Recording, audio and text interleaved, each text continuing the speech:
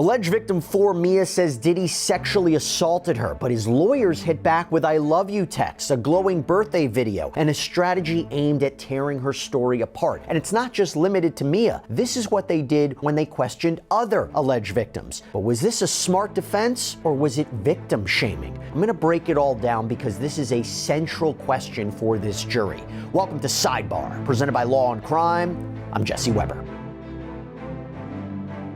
Hey everybody, this is another Law&Crime legal alert. If you received Depo-Provera birth control shots and were later diagnosed with a brain or spinal tumor called meningioma, you may be eligible for a lawsuit. That's right, Morgan & Morgan is investigating claims that patients weren't properly warned about this risk. It's free to check, just takes a few minutes, and you don't pay unless they win. So scan the QR code on screen, click the link below, or head over to forthepeople.com/LCDepo to see if you qualify.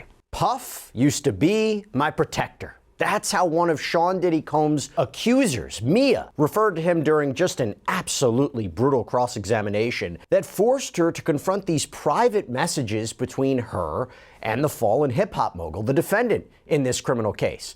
For the woman who accused Combs of sexually assaulting her multiple times and physically abusing her, including throwing things at her, that was one of many shocking contradictions. I don't know if there's a better way to say it. Shocking contradictions that Diddy's legal team hammered in court this week as they tore into alleged victim number 4, Mia, in a no-holds-barred interrogation designed to dismantle her claims of abuse in front of the jury. But the question that we're asking ourselves at the end of all of this is, was this fair game or was this victim shaming? And the thing is, Diddy's defense, they came armed with receipts, including social media tributes and texted "I love you" sent along after all of this alleged abuse, all to paint a picture of a woman who stayed close to Combs and praised him publicly while claiming that he terrorized her. But trauma experts will tell you this ignores how abuse victims often stay silent or even act loving toward their abusers out of fear, manipulation, financial survival, or there are complicated issues of trauma. So where is that line between exposing real inconsistencies and shaming survivors for not being perfect victims? And I will say, I think this is going to be a central question for these jurors when they ultimately go back to deliberate in a few weeks. How do you judge the credibility of not just Mia, but others that seemingly have these contradictions? So with that in mind, we're going to break down the testimony from Mia and some of the other accusers in this case, as we ask, did the defense go too far in attacking Diddy's accusers in court, or did they win massive points in the minds of the jury? There is a lot to unpack here. I'm not going to be doing it alone. I want to bring on criminal defense attorney and former prosecutor Safa Robinson-Ferrer. Safa, so good to see you. Thank you so much for taking the time. Always love chatting with you about any case, but particularly your coverage of the Diddy case has been phenomenal. We love having you on both here and the Lunchtime Show. So, Safa, before we even get into the specifics here, before we even get into the legal strategy of Diddy's defense, I got to ask you, when you're cross-examining alleged victims, right, who are accusing your client, what is the strategy there? How do you do it? Because I asked the same question when I was covering the Harvey Weinstein trial in New York. I was very curious to see how his team would cross-examine these people who say that he sexually assaulted and raped them. They just gave a harrowing account for the jury, and now your job is to question their credibility. And do you beat them up? Do you not beat them up? How do you make sure the jury doesn't turn against you? How do you do it? So the first thing is you want to make sure to be mindful and delicate as possible with the witness as you begin to question them. And what you'll see a lot of times with defense attorneys is, when we ask our initial cross-examining questions, most of the questions that we are asking are things that the witness can confirm. So their answers are, for example, you worked for Mr. Combs, is that correct? Yes, I did. And you spent quite a bit of time with him? Yes, I did. We've seen Brian Steele ask some of those questions during his cross-examination. There is a point, however, where as we cross-examine these witnesses, that we start to get a bit more tight with our questioning and more direct, and that's a part of the job, really. So, while we can be delicate because of the nature of the situation, we also have a job to do for our clients. And ultimately, it may come to a point where we go head to head with these witnesses, and we try to do it as tastefully as possible because we don't want to turn the jury off, but we really have to elicit that testimony that contradicts some of the evidence, and also getting to the point of their credibility and attacking that. Because let me go to the other side of this. If you're defending someone's innocence and you are questioning an alleged victim, wouldn't you, on the other way of thinking about it, wouldn't you want to go all in and not be concerned about being delicate? I mean, one argument is, right, all these accusers are lying and Combs is a completely innocent man. Wouldn't you expect them to go on the offensive against these people in their questioning? I mean, they're falsely accusing him with his life on the line. Isn't that a way that the defense may want to characterize it? And maybe they even bring it up in a closing argument. Listen, I know my questioning of, witness X, Y, and Z seemed kind of rough, but they're coming forward and falsely accusing my client, potentially sending him to prison, even though I don't think they'll be allowed to say that part. But I mean, isn't that another way of looking at it?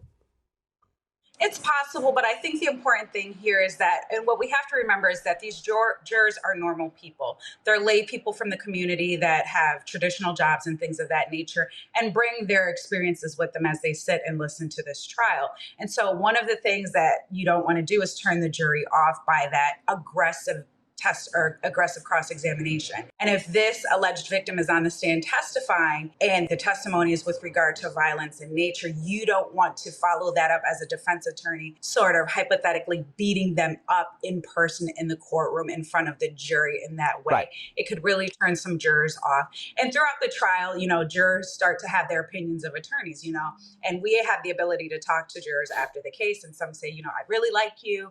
I really liked how you asked this question, or I didn't like that you did that, and some of those things are things that the jurors are going to be sitting with as they listen to this trial. So the attorneys on both sides have to be careful with how they are presenting their own personal selves to the jury.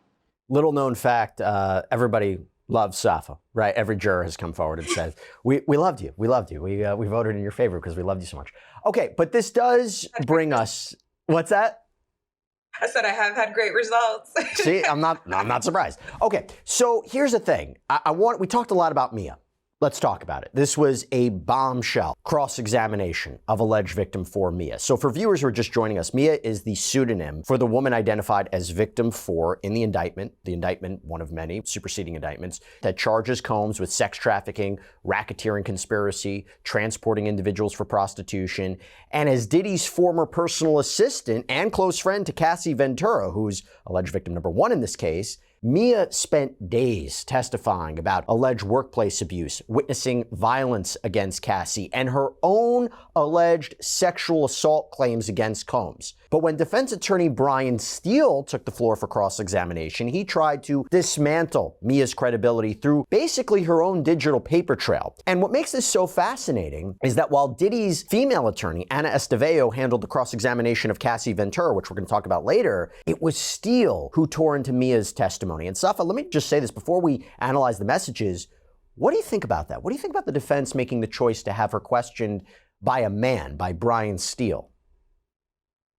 I think that you typically with sexual abuse and sexual assault cases, you want to have the cross-examining attorney as a female in theory. But I think what the defense did here was make a really strategic decision to have Mr. Steele cross-examine this witness. Mr. Steele is such a powerful cross-examiner as he cross-examines these witnesses. He's very smart and he really can get to the point. And he's also very academic in his cross-examination and in his knowledge of the law. So I think they made a very strategic decision in having Mr. Steele cross-examine Mia. And I think there is also a significant question here on if she truly was sexually assaulted by Mr. Combs, which the jury will consider.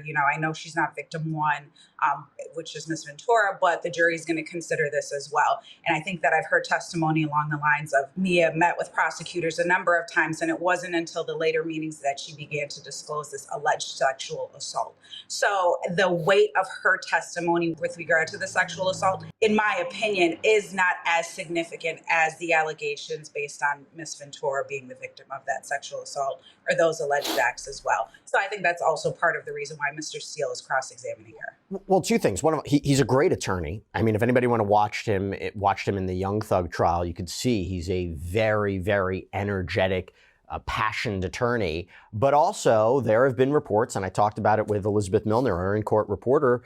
Are the jurors kind of like watching him? Are they kind of glued to Brian Steele. And that could be something that the defense is working with. If they feel like the jurors are positively responding to his questioning, maybe it's good for him to cross-examine a key witness in this case. But I want to go to the smoking gun evidence that was presented by Steele yesterday on June 2nd. So he confronted Mia with a series of shockingly affectionate messages that she sent Sean Combs years after this alleged abuse. The jury heard how Mia texted Combs in December 2018, "Merry Christmas, I love you so, so much," to which Combs simply replied, "Same to you." Just weeks later, she followed up with, "Happy New Year, always so much love to you." But maybe the most damning exchange came on January 15th, 2019, when Mia wrote, "Just thinking of you today and every day. Last night I had a nightmare. I was trapped in an elevator with R. Kelly, and I screamed for you, and you came to rescue me. Thank you for that too. Sending you love." And Steele pressed her on this, asking, "So the person who you told the ladies and gentlemen of the jury terrorized you and caused you PTSD, you wrote to that person and explained how that person saved you from the other person named there, right?" Safa, is this a fair line of questioning? Is this effective line of questioning? Or is this him improperly beating up on her? This is absolutely a fair line of questioning. The defense team has a job to do, and their job is to save Mr. Combs' life. Mr. Combs is looking at spending the rest of his life behind bars, and they have to use any and everything that they have to work with, including these contradicting statements that are text messages between Mr. Combs and Mia. One of the arguments is going to be that, she was never abused by him at all. The allegations of sexual assault or sexual abuse didn't come until more recently. She had never disclosed them before. And in fact, she had a great relationship with Mr. Combs as she worked with him.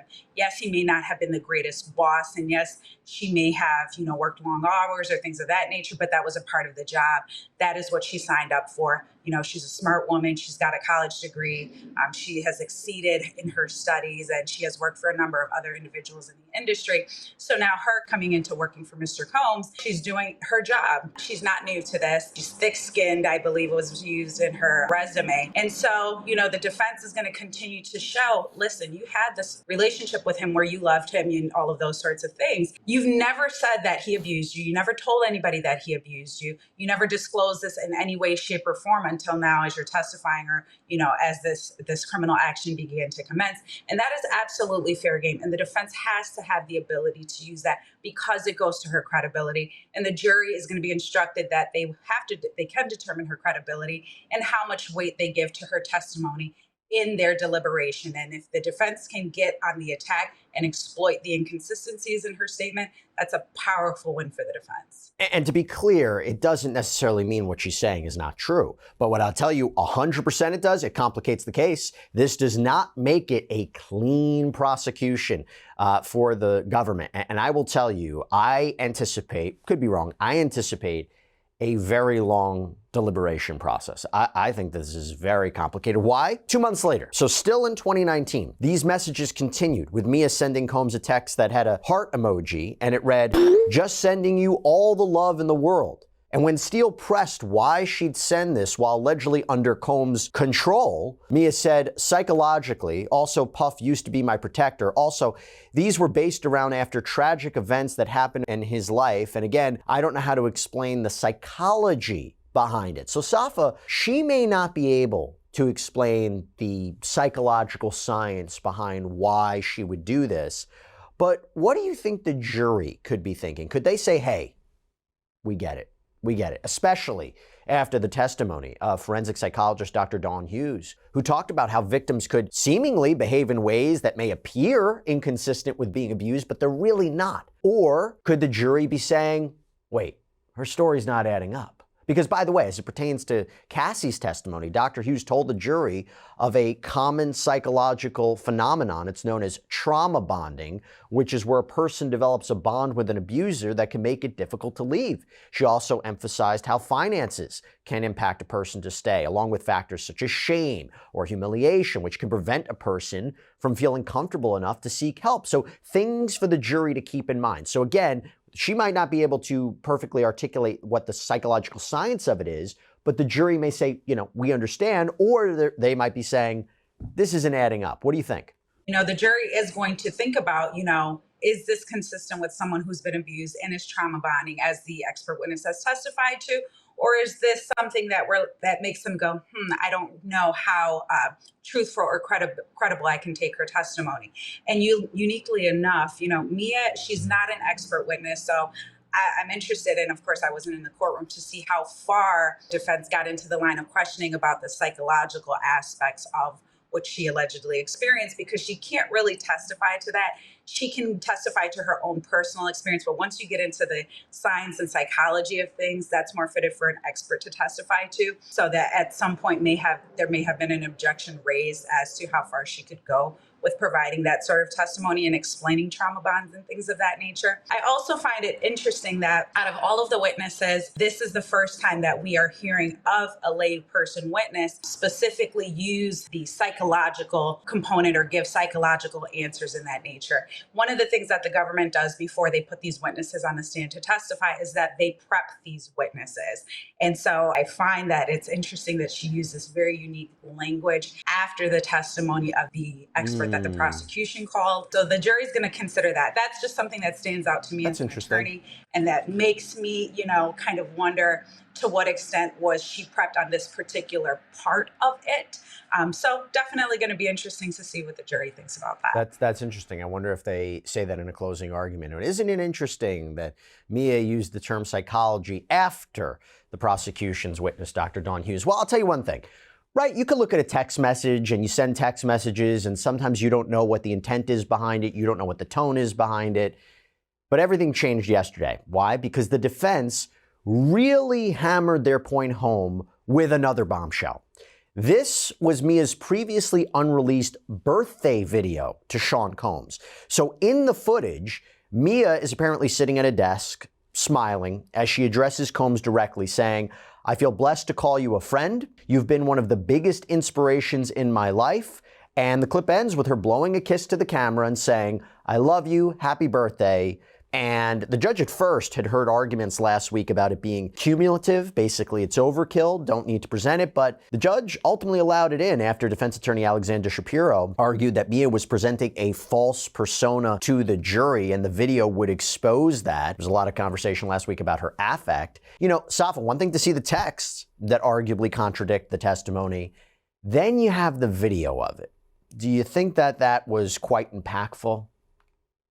Absolutely. There's nothing more powerful in the world of evidence than video evidence. And right here we have evidence that Mia is singing a loving message to Mr. Combs for his birthday, blowing kisses, showing a very loving affect to Mr. Combs. And that's crucial and critical here because at the end of the day, what the defense is trying to show is that, if you say you were abused by this person and this person had power and control over you, that you could never leave him and all of these other sorts of things, why are you so lovingly towards him? That doesn't make sense. You would think that at a point in time when an individual has the ability to get away from someone who is a significant abuser, as what it appears Mr. Combs is or could be, that you would take that opportunity to run away from them as fast as you can. You wouldn't be sending these loving messages and love notes and things like that to this person. So again, it really gets to her credibility. I think that this video evidence is extremely critical to the defense's theory attacking her credibility. And if the defense can continue to attack the credibility of a number of witnesses, then that's going to put them, in a positive situation when the jurors go back to deliberate, question whether these individuals have been honest, and possibly come back with a not guilty verdict, at least maybe on some charges of the indictment, or all. I don't know that, they're ultimately going to do. And by the way, there's other alleged victims that were cross-examined in similar ways that we're going to get to. But, it's interesting. I want to go back to Mia. One more thing. On the first day of her cross-examination, Brian Steele really focused on Mia's social media activity and confronted her with a series of public posts. And that questioning reads, "In here, can you tell the jurors what you wrote under the image that they see? What we do when you're not around, at I am Diddy, #Ciroc. So here it is approximately 4 years after you've started to work with Mr. Combs, right? Yes. And you've been at this point sexually assaulted by him, you claim, right? Yes. You've been mentally abused by him mentally, right? Yes. Physically, right? Yes. And emotionally, right? Yes. On your personal account, you're tagging him saying, this is what we do when you're not around. True? True. And Steele honed in on something that she posted around Diddy's birthday, Happy anniversary to your birthday last year. Since this year, you've changed your B-Day date on some real Puff Daddy S. Thank you for constantly inspiring me and giving me an extended family for life. You are forever one of my greatest friends. Thank you also for being funny, because you're bleeping funny, like really, really funny. I love you at I am Diddy. And the question is, and you post this image of you in what I'll call a tutu. Is that correct? Correct. You're next to Mr. Combs, right? Yes, right. The person who terrorizes you, right? Yes. And he's holding, it looks like, and please correct me, his private part in his hands, if that's what you see, I guess so. And you're proud of Mr. Sean Combs? That's why you wrote this, right? No, I wrote this because Instagram was a place to show how great your life was, even if it's not true. And because I had his fans following me, as well as his official Diddy fan site. And I also didn't want my family and friends to know the misery I was in. So of course you post the great times, the highs were high and the lows were lows. And he also saw my Instagram. Safa, this is a different kind of contradictory evidence. It's not private messages, it's not video, but it's a social media post. Your thoughts? Absolutely, very contradicting. And at the end of the day, with this particular type of evidence, first things first, it gets to her credibility, it attacks, and I would even go as far as to argue shatters her credibility on the stand. And of course, the jury is going to take that into consideration. Not only that, but if you're posting something that says this is what we do when you're not around, then, how in fear are you of retaliation or abuse or violence of a person if you're texting, this is what we do when you're not around? Good point. Kind of making fun of the fact that you're not here, but this is what we're doing. She could get in trouble for that, in theory. Maybe she was joking around more, like she knew. But let me, is this overkill? I mean, after cross-examining her for, a long, long time, could the jury say, we get it, this is overkill, this is too much? I don't personally think that this is overkill, because each and everything that the defense has or can use with respect to her testimony and the testimony that she can provide is fair game. And I think that the social media aspect of these messages is even more powerful than maybe text messages that we've seen. We of course have the video evidence. So the defense is showing different ways and mechanisms that she has said to Mr. Combs, I love you, I care about you, you're a great friend, and all of these sorts of things. Uniquely enough as well, in this particular line of questioning, the jury has the ability to see the personality of Mr. Combs through the lens of Mia, through that social media post. You're so funny, you're so great, you've changed my life, and other things that she may have said. And so that gives a glimpse from the jury's perspective into who Mr. Combs was, at least from what she's saying. Now, can people lie on Instagram and social media posts? Absolutely. They're not going to always show the worst parts of their life. They're going to show the more glamorous things. So that's something to take into consideration too, which I think was the point that she was trying to make. But all of it is still fair game. I don't think it's overkill. So again, it goes to the idea, not the most easily digestible alleged victim narrative. And that could arguably, the same thing could arguably be said for Cassandra Ventura Fine too. Okay, so let's talk about her cross-examination, where it would seem that a similar pattern of questioning was conducted by the defense, and this conducted by female defense attorney Anna Esteveo. Now remember, Cassie testified that she was coerced into freak-offs, these prolonged, elaborate sexual performances with male sex workers. Prosecutors allege that Combs used violence and threats and intimidation and manipulation and financial control to induce her into doing this. They claim this is sex trafficking. The defense says this is domestic violence. This is a toxic relationship, and whatever sex acts that she engaged in, they were consensual. She was a willing participant. So two different narratives, okay? So Cassie was asked at the beginning of her cross-examination about coming back to Diddy throughout the entirety of their relationship. Quote, "You said on direct that you were very jealous. I think insanely jealous is the phrase you used." "I did. And he gave you a lot to be jealous of, right? I mean, it's all relative, yeah. But for 11 years, you put up with that jealousy, right? Not the whole time, no. You were on and off during the relationship, yeah. But you kept coming back to him for 11 years. I wouldn't use the word coming back. You would continue to get back together with him for 11 years, yes. Despite his imperfections, his maybe not strong enough. Yes, his flaws, right? Yes. We're going to talk about all those. That's because you loved him, right? I did. And for those same 11 years, you put up with all of that because you believe that he truly loved you too. I did believe he loved me too. And they also went over a series of text messages that would become central to their argument about consent. Here's one question. I miss you already. Me too.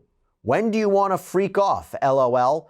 LOL. I am just going up to change and put my ring in. I just picked it up. I'm always ready to freak off. LOLOL. Let's just pause there. When you say I'm always ready to freak off, this was sent on August 5th, 2009, correct? Yes. And how long had you been dating Mr. Combs at this point? Almost 2 years. And you've already had freak-offs before this, correct? Yes. Or how about this? After that, you say, I love our FOs, right? Yes. And then you say, when we both want it, right? Yup. And that's how you felt at the time, that you loved freak-offs when you both were into it, correct? I would say that loving FOs were just words at that point. Well, those were words that you said to Mr. Combs, correct? Those are texts, yes. Those are texts Mr. Combs received from you, correct? Uh-huh. So Safa, how bad is that? How bad is that? Or can a jury really say, you know what? We're reading between the lines. We're looking at the subtext. She's not really consenting. You know, it's going to be difficult with respect to at least that particular line of text messages, because what they appear to show is that her state of mind at that time was that she consented to them. She was willing to engage in them. She wanted to and couldn't wait to do these things again. And so that, again, is going to go to credibility, which is a key issue in this case, especially with Ms. Ventura, is whether or not she's deemed a credible witness. So very important. I think it goes against the argument that, you know, she did these things without her consent, and there's going to be a question of that. Now, I would say, mind you, at the end of the day, there could be points in time where she can consent or did consent to these things, and points in time where she decided to revoke her consent or not consent any longer. But the defense, of course, they're going to highlight these things and give the argument that she was a consenting adult, that her and Mr. Combs and, you know, whatever third person was a part of these freak-offs were all consenting adults. They weren't under, she wasn't, or the sex worker was not under the threat of physical force or violence to engage in these sorts of activities. And in fact, Ms. Ventura wanted to engage in this sort of activity, which goes against the argument that, you know, she was violently made to do these sorts of things. Well, I'll tell you, the cross-examination took quite a sharp turn because the defense confronted Cassie with a text exchange that they argued showed she had opportunities to refuse these sexual encounters, that she could have said no. Quote, in this text message, Mr. Combs says to you, let me know if you want to have a light night. Jules is avail, FYI. If you're not into that, NP. And that means no problem, right? Yeah. We can just do our thing, me and you, just want to know for hotel purposes. And then he says, love you. And in response, you say, love you, right? Right. So that's him asking you if you would like to have a freak off, right? He says, let me know if you want to have a light night, which, yeah, by saying Jules is available, that suggests to you that he wants to have a freak off, correct? Correct. He says, if you're not into that, no problem. That's what it says, yeah. And that was an invitation for you to respond yes or no, right? I suppose so. And the response that you gave was, I love you, right? Right. There was no yes or no. So Safa, the prosecution, is trying to say to this jury that he forced her against her will, that she had absolutely no choice in these freak-offs. The freak-offs are central to the pattern of alleged criminal activity for racketeering. They're central for the sex trafficking charge. They are central to transportation to engage in prostitution. Is this a fair line of questioning? Because there was also evidence about her allegedly setting up the freak-offs, paying the male performers. How important is this, and or is the jury going to be turned off by this line of questioning? It's a fair and absolutely critical line of questioning with respect to the defense and their theory. And it actually cuts through the prosecution's theory that she did not consent to these things, and that, again, she was, you know, forced to do these things. This text message highlights that Mr. Combs actually asked her permission if she wanted to do these freak-offs, or if she wanted to have a quote-unquote light night of just the two of them, and gave her the option to say yes or no. So that is critical. That is crucial here, because the defense theory is that she consented to these freak-offs when she wanted to. She was not forced to. Now, I find it also interesting that Ms. Ventura's response to that was, I love you. She never said yes. She never said no. So could the prosecution get up and say the reason she didn't say yes or the reason she didn't say no was because she was afraid of his reaction? So she just left it open-ended. And they could argue that later, you know, during closing arguments for the jury. I want to move quickly to Capricorn Clark. So this is Diddy's former personal assistant, testified about extreme allegations, including being kidnapped at gunpoint, forced to accompany Combs as he allegedly broke into rapper Kid Cudi's home after discovering his relationship with Cassie Ventura. I mean, kidnapping is one of the underlying charges of racketeering, so important for the prosecution to try to convince the jury that this happened.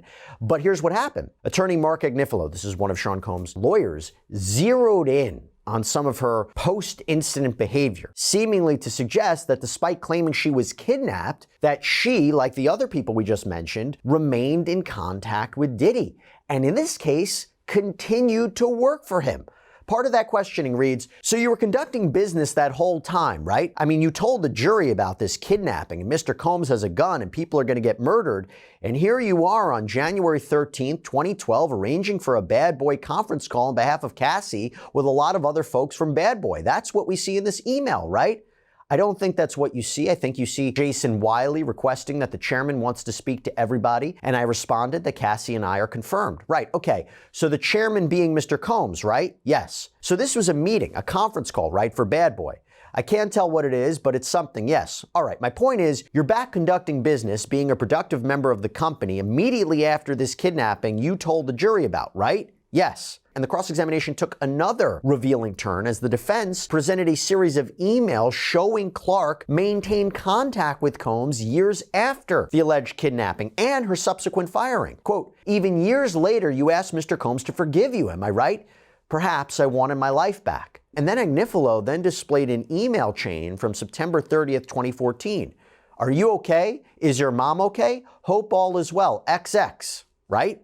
Yes, sir. And then he writes you back, yes, we're great. How are you? Right? Yes. Then you write him back, hopefully you'll forgive me soon. It's been long enough. I feel like you forgave everyone but me. Anyways, be well, XX, right? Then we move to January 2015, where she seemed to write, sending you blessings and love for a new year. Hope I finally see you this year. XX, right? Yes, sir. Then in February, you write to Mr. Combs on February 28th, 2015, hope you are well. Your grace period to be mad at me has long exceeded the agreed upon time, man. LOL. You write that, right? Yes, sir. And perhaps the most revealing one is the longest one in the chain that she read aloud. Quote, my hope for this year is you make good on your promise to get other things and actually be my friend again. Hopefully, retrospect has taught you that I just minded my own business and grown people did what they wanted to. She was clearly never my real friend because she didn't clarify that to you. So many of your other so-called friends knew things too, and you still bleep with them. She just must have wanted me, in particular, gone. I realized that later. Now, Clark did testify that she tried to look for other jobs, but it was tough for her to find work because Diddy allegedly tried to have her blackballed from the industry. She did resume working for him in 2016, and through tears, she told the jury he held all the power as it related to me. So Safa, the jury has two options here, right? They could either say she's making all this up, she's overblowing all the details, or this is a sign of manipulation. The fact that she's apologizing to him, the fact that she felt she had no choice but to go back to him, maybe it's true, she was blackballed. Again, tough back and forth, or how do you view it? The jury could definitely view that as some sort of manipulative or also toxic relationship. And we've heard a lot of evidence that, Mr. Combs engaged in toxic relationships with other employees or past lovers and things like that. Do those toxic relationships rise to the level of proof beyond a reasonable doubt will be a question for the jury to decide. Again, this is another line of questioning that gets to her credibility that the defense is going to want and did, in fact, exploit to the best of their ability. And with respect to Capricorn Clark's testimony and the testimony of other witnesses, when we talk about credibility, the jury can decide, I believe this part of her testimony. I don't believe other parts of her testimony. It seems that there is an overwhelming amount of evidence that, the situation with, the arson of Kid Cudi's car, Capricorn Clark being a part of, the party that ultimately went to rapper Kid Cudi's house. That seems to be pretty compelling testimony. And that certainly seems, in my opinion, as I've listened to it or got it secondhand, very credible testimony, that he came to her house, he had a weapon, they go to Kid Cudi's house, and these are the things that ultimately happened. And Kid Cudi's testimony and Capricorn Clark's testimony really corroborate what each other are saying. So I think that, when it comes to credibility, that's very powerful for the prosecution in their case. But credibility as a whole. The jury can take some pieces of what a witness is saying and disregard other parts of what a witness is saying. Complicated. And I will tell you, I said it before, I'll say it again, I think this is the central question. In this case, the jury will possibly be debating back and forth about this. So I'm glad we had an opportunity to discuss it. Me and Safa Robinson-Ferrer, who's excellent as always. Thank you so much for taking the time. Really appreciate it. Thank you, Jesse. Thanks for having me. And that's all we have for you right now here on Sidebar. Everybody, thank you so much for joining us. And as always, please subscribe on YouTube, Apple Podcasts, Spotify, wherever you should get your podcasts. I'm Jesse Weber. I'll speak to you next time.